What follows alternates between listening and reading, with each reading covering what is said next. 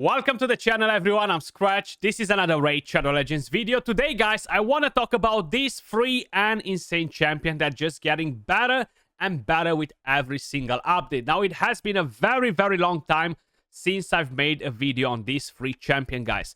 But in today's video, we're going to see what exactly we can do with Drexthar Bloodtwin in 2024. And trust me when I'm telling you that we can actually do tons and tons of things that a lot of you guys had no idea that you can actually do with him.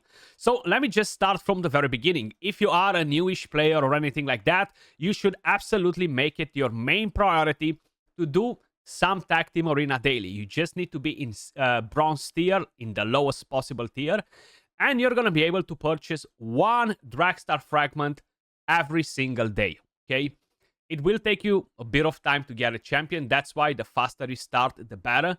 Is absolutely massive. Now, I'm not even going to talk about all of the progression benefits that he can bring to your account. Fire Knight, most of the dungeons in general, Doom Tower, Curse City, Faction Wars, tons of different things. In today's video, we're actually going to look at some of the more interesting things that you can actually do with the Drexthar Bloodtwin.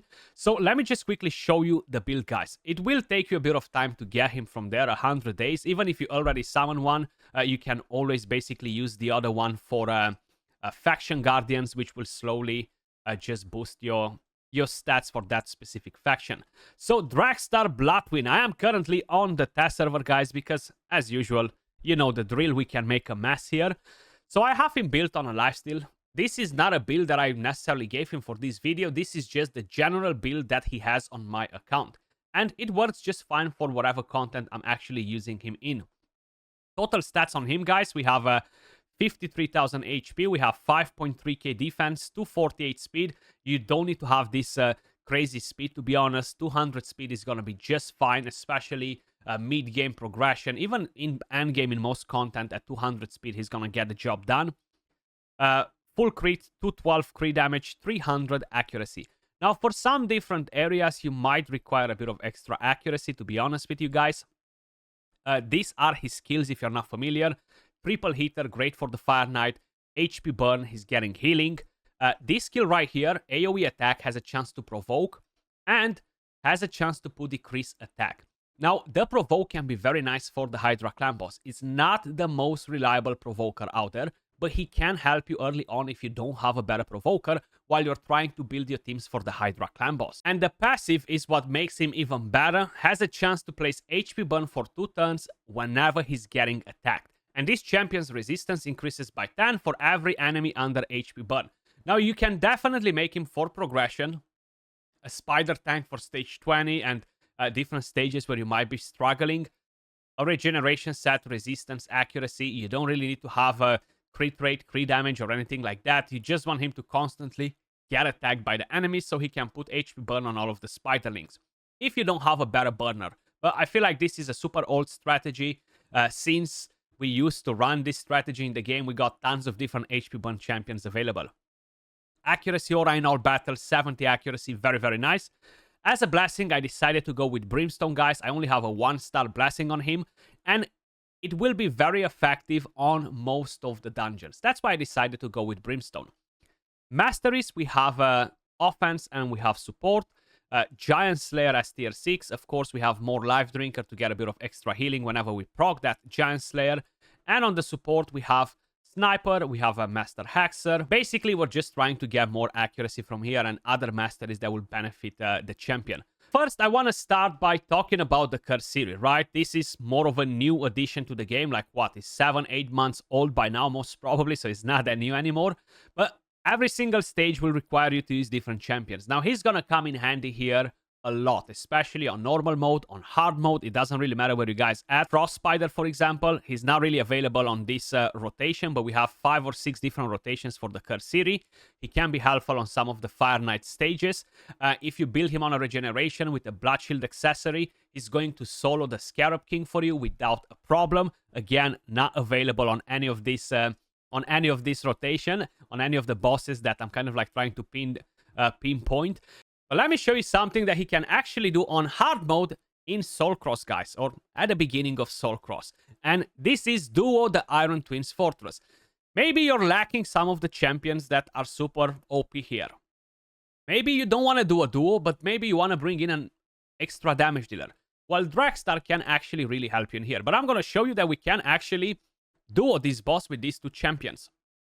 I'm pretty convinced that it's not 100% win rate because a lot of things can go wrong in here and the boss might deal crit hits versus Godseeker and Eerie at some point and stuff like that. But other than that, you just really need to beat this once, right?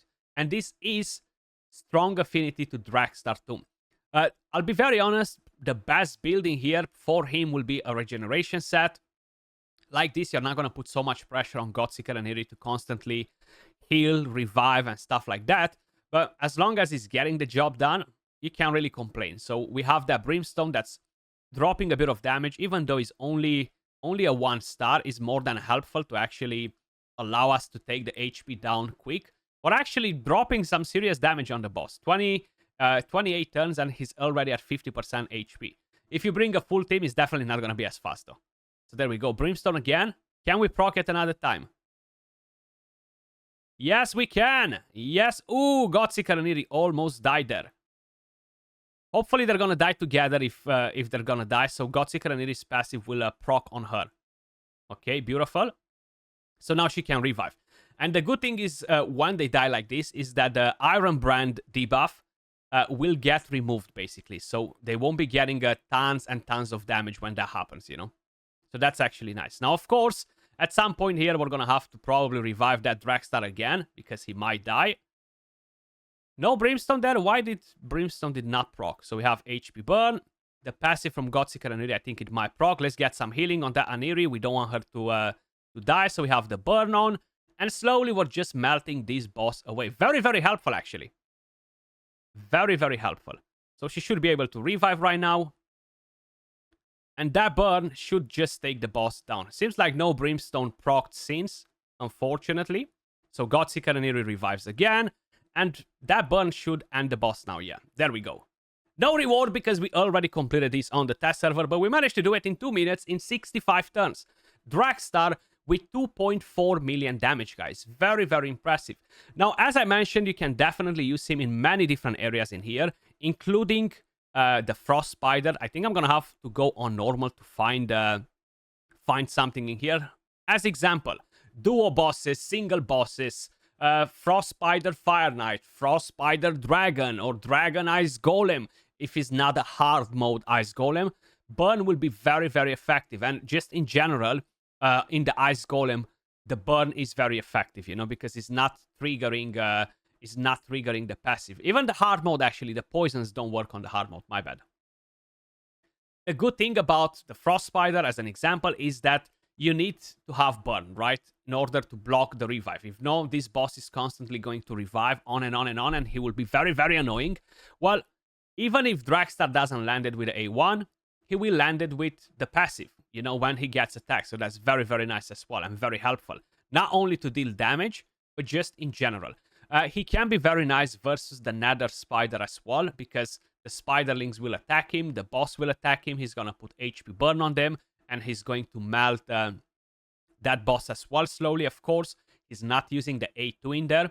And I've used him quite a bit in the Nether Spider on my main account before as being part of my main team, you know? So I know for a fact that he's super effective in there as well. I don't think we're gonna do a run in there because probably the majority of you guys are already familiar with it. But I do want to show you another thing that 2 free champions can do in the Doom Tower in case if you're stuck. I know I've done a video on it probably a couple of years ago. A lot of you guys maybe will never find that video on YouTube anymore. Drexstar, 627k damage. Then we have Magnar with 511k. Claude is in here just to boost the accuracy in case if we need to. So the thing that I was mentioning, if we're gonna head over to the Doom Tower, actually, right here we have the Eternal Dragon in this rotation.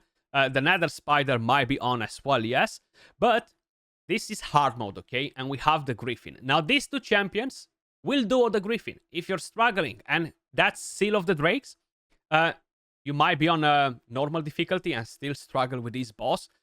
These 2 can do it, guys. You need a regeneration set. She doesn't really have like the most insane stats, She does have pretty good defense, but you don't really need it. You're gonna see in a second why.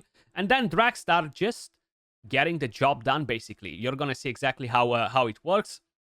Pretty much the same principle. Burn, melting the boss away. And he's not in regeneration, he's in lifesteal. He will work much better in regeneration for most of these things, to be honest with you guys. But we're gonna let it play as it is. And to be honest, you can definitely use him even in Tag Team Arena as a nuker slash damage dealer. He might not be the best damage dealer, but he will slowly help you to take the enemies down. And I'm talking about lower tiers. I'm not talking about gold or anything like that, guys, because he's just not very powerful versus all of the OP champions. But in the lower tiers, early on, you can definitely use him even in arena. Maybe as a provoker. HP burn will deal some damage in there as well, you know? So definitely not a bad idea to keep in mind. But pretty much here is the exact same thing as on the previous bosses. But this is just a very interesting strategy that I wanted to show you guys because, as I mentioned, most probably you're not going to be able to find this on YouTube. It's been such a long time since I've posted a video like this with them two doing the Griffin. And this can be a very annoying boss. Like, if you're going with a full regular team in, he's going to deal a lot of damage. You guys probably know it if you're struggling on it. Or even if you're not necessarily struggling on it, you know. But it's definitely very effective. Look at that. 70 turns in, we dropped 50% of the boss's HP. Finally, we got some brimstone to proc here and there, just to be a bit more helpful. And I'm actually gonna try to see if I can take him in an arena fight, and if we can win where we are on the account. The reason why Seal doesn't need to be very tanky, Seal of the Drakes, is because she's strong affinity, guys. You see, she's never under 90% HP. Okay, now she got a bit under, but that's about it. It's super easy to build this team for the boss, and you don't really need lifesteal on Drexthar. Whatever gear you have, just to get the accuracy and a bit of speed, just to ensure that the boss is not really gonna overlap you too much. And job done. Hard mode, Drexthar 3 million damage, 2 minutes, duo with Seal of the Drakes, 2 free champions. Now let's head over and do something else. We're gonna go to the map. And in arena, I am in platinum on the test server. I'll be honest, I can't really imagine fighting any of these teams. Okay, like it's just not something that I would recommend anyone to use Drexthar for this. The teams are too OP, so unfortunately, I'm not really able to try and show you something in here, guys. Just kind of like for a bit of fun, because we're gonna get our ass whooped. But what I want to show you as the final thing, no faction wars, no dungeons. He's very effective everywhere in here, guys, okay? Including the Shogun. He can be very nice in there as well, just with a basic skill to constantly put that burn and slowly drop the stats on him. Fire Knight progression. He's not very good on a hard mode, but on normal mode, he can be very helpful, especially all the way up to like stage 20. He's going to be a powerhouse. Spider. Ice Golem, as I mentioned before, you can probably solo the Ice Golem with him on a regeneration up to like stage 20, 25 even maybe. Dragon, yeah, with the full team, he's gonna be massive in there.